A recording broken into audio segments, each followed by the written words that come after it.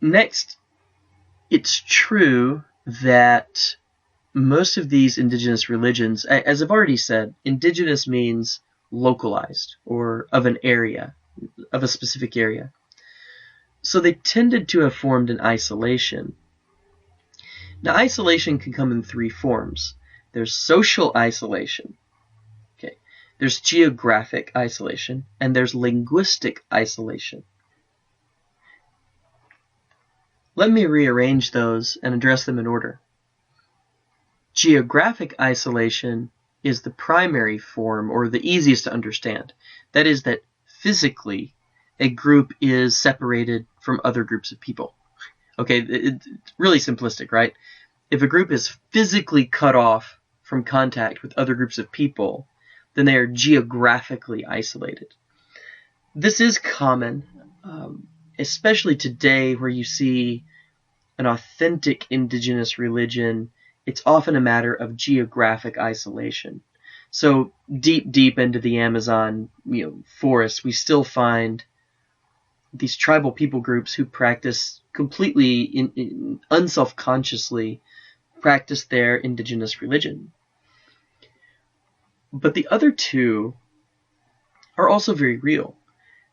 Linguistic isolation, for example, can keep a group isolated even when geographically they're no longer isolated.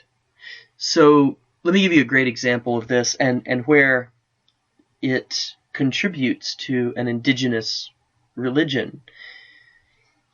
If we look on the island of Hispaniola, there are actually, off the coast of Florida, there are two countries on that island. On the west half of the island is Haiti, and on the east half of the island is Dominican Republic. Now, in Haiti, as many of you probably know, Haitian voodoo is an indigenous religion of sorts. It's a religion that is specific to Haitian spirituality, and it even combines and works around the more formal religion of Catholicism, to where people both believe in Catholicism but also practice voodoo. One reason that it maintains a very strong local flavor and local presence, in spite of its close contact geographically with Dominican Republic. Dominican Republic is basically a line in the sand, right? Here ends Haiti, here's Dominican Republic.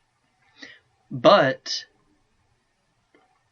Haiti speaks a kind of Creole French, a very localized, difficult to understand from the outside version of French, whereas Dominican Republic speaks Spanish.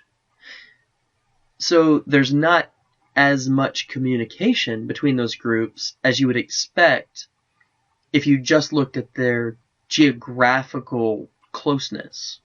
You would expect more cross-pollination of ideas.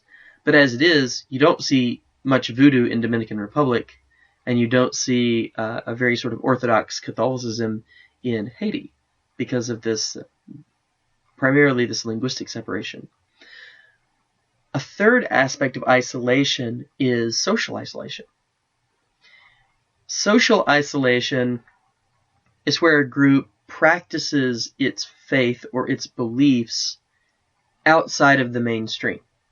In other words, it intentionally removes itself from the mainstream of the community in order to practice with less oversight, less need to answer to the area around them, the people, the values of the people surrounding.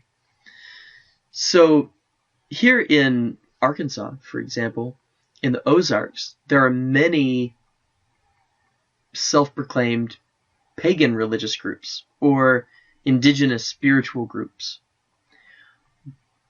Hundreds, actually. And yet, most people I talk to would tell you that, to their knowledge, they don't know anybody that's in one.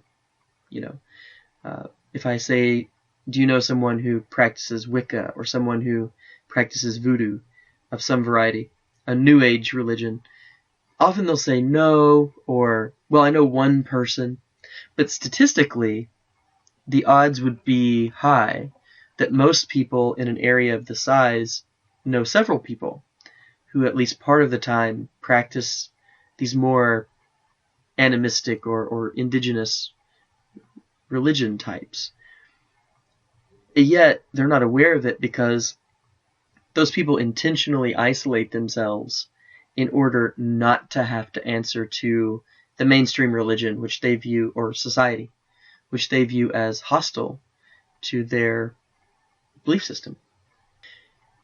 Next, and lastly, the last two traits we want to look at, indigenous religions tend to be oral traditions, not written traditions. I want to say this, tend to be, and certainly in antiquity. Okay, the further you go back, the more that is the case. Modern, what I would call pseudo-indigenous religions, okay, the paganisms and such and New Age religions that are arising today, they mirror in some ways these indigenous faiths, but they are not oftentimes truly indigenous because they're based on a written work or theological theorizing, which I'll get to next.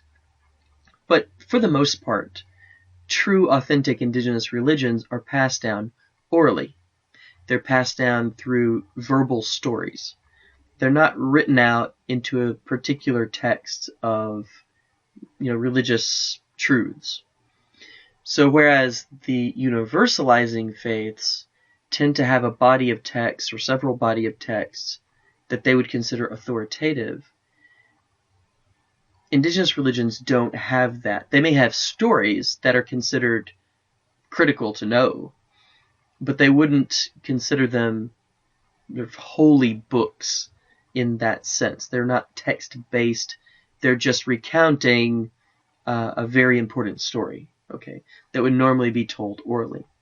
And certainly many of our text-based religions have roots in oral tradition, but the continuance of oral tradition without written record is more a trait of indigenous religions.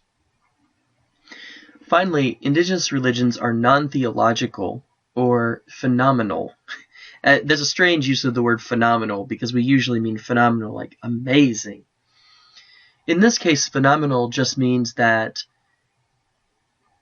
the religions are based around events, phenomena, okay, happenings, and usually important happenings or strange happenings, or just not of daily, import happenings that the believer can relate to.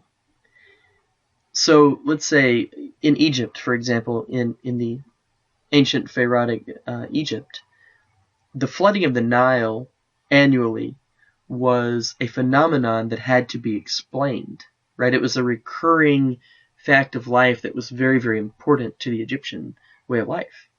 So the religion, it had an explanation for that. Now, Greek religion, which is a couple civilizations over, did not contain an explanation for the behavior of the Nile River, because the Nile River was a river that was specifically in Egypt. So the indigenous religions of Egypt accounted for that phenomenon. The indigenous religions of Greece did not. They had their own phenomenon that needed explaining, like, where do grapes for wine come from? Okay, and so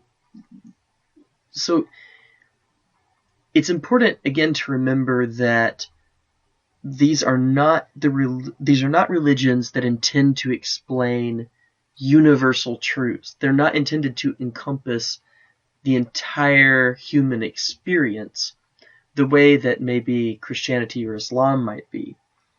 They're intended to create a mythology and an order and a ritual life and a spiritual life for a particular group of people that live in a limited place and time.